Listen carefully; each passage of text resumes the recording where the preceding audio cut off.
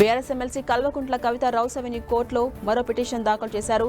జైల్లో తనకు కొన్ని వెసులుబాట్లు ఇవ్వాలంటూ కోర్టు ఆదేశించినప్పటికీ తీహార్ జైలు అధికారులు వాటిని పట్టించుకోవట్లేదంటూ పిటిషన్లో పేర్కొన్నారు.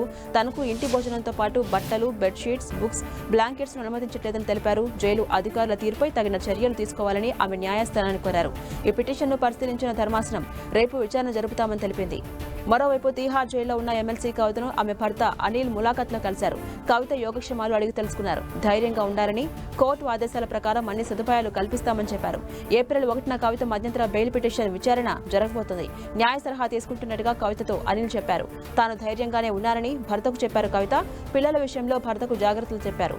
పిల్లలు బెంగ పెట్టుకోకుండా చూసుకోవాలని, చిన్న కొడుకు ఆర్య పరీక్షలకు ఎలాంటి ఇబ్బందులు లేకుండా చూసుకోవాలని కోరారు. లిక్కర్ పాలసీ, మనీ లాండరింగ్ కేసులో ఈ నెల 15న కవిత అరెస్ట్ అయ్యారు. ఏప్రిల్ 9 వరకు కవితకు rows avenue court judicial custody విధించింది. ప్రస్తుతం తీహార్ జైలు కాంప్లెక్స్ 6లో కవిత జ్యుడిషియల్ రిమాండ్లో ఉన్నారు.